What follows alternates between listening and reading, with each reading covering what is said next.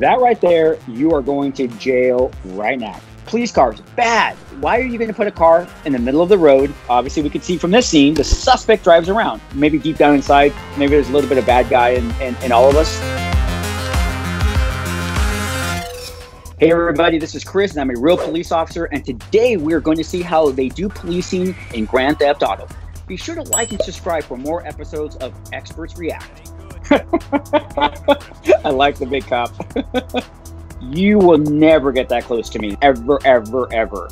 That's already bad news right there. I will only talk to people that close when I know who they are, or I know that maybe they're the victim or they're a witness. I even think for someone in the general public, they'd be like, why are you so close to me? Especially these days, right? 6 feet, 6 feet. That is actually assaulting a peace officer in the state of California. It's an arrestable offense, and I would be effecting arrest against that individual after pushing me. Hey, watch it. These guys pulled out their guns quicker than I don't know what.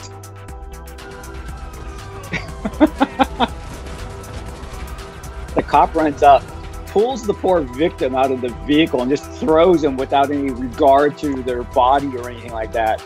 I don't see that happening. It'd have to be an extreme scenario. Yeah, unfortunately, I've seen that kind of driving.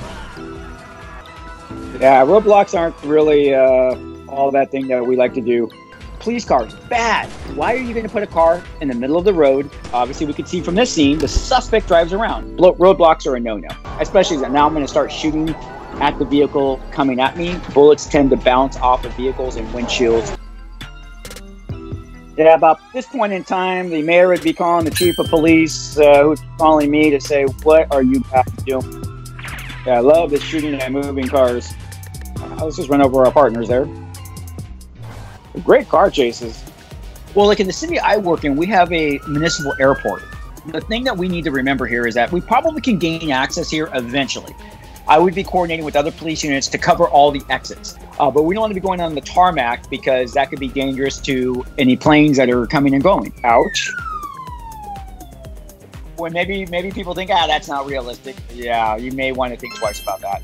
My units are in a pursuit of a GTA vehicle, and they end up going through a part of Whittier known as Turnbull Canyon. Nothing but windy hills. One of the vehicles rolls off the cliff 150 feet down, destroying the vehicle. And I thought to myself, how am I going to explain this to the chief of police that one of his police vehicles went off a cliff? Not a hill, a cliff. At the police academy, you are required to go through what we call EVOC, Emergency Vehicle Operations Driving. And what we do is you start to learn the basics of first just driving a police car.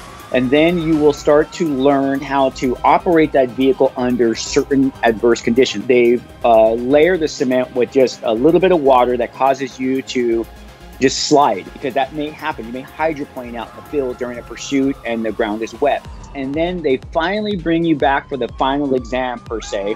And then you have a vehicle pursuit. We just can't be willy-nilly out there just driving the way we would normally drive a civilian car. In the state of California, there's a couple things that we have to do as police officers. We have to drive with due regard. We're not just able to just willy-nilly drive through intersections and below red lights and stuff like that. So all the responsibility is on me. Now, if you activate your lights, you have to activate your siren as well. You've got to let people know that you're coming. We're just asking people, hey, try to pull over to the right. If you can't pull over to the right, stop where you're at. Let me go around you. You just stop moving, please. A true Grand Theft Auto is when your car is parked, it's locked and secured, you've given no one permission, and they break into it and they take it. And you wake up in the morning and you're like, oh, where's my car? I got to go to work. Well, that's a Grand Theft Auto. The crime being depicted in the game where someone walks up, slugs somebody in the face, or pulls them out of the vehicle and then jumps in their car, that's actually carjacking. That's 215 of the California Penal Code, carjacking. I guess this video game series should be called Carjacking 1, Carjacking 2. It's kind of like when people, they kill me when they say, I was robbed. How'd you get robbed? I came home and someone broke into my house. No, that's a burglary. That's not a robbery. Actually, do you mind defining those terms for me? You know I love terminology.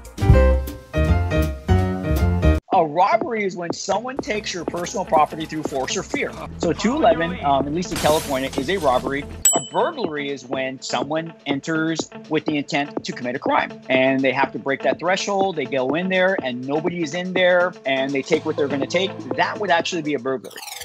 After looking at this video game, I could say that the video game industry is closer to real police work than Hollywood ever has been or ever will be. A lot of good stuff there, a lot of good tactics, some good storyline. I'm loving it. I'm loving what I'm seeing. Any other ones that, you know, that scream police officer to you?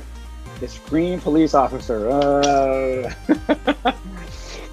Here, I'll give you my I don't believe you pose. Oh my God.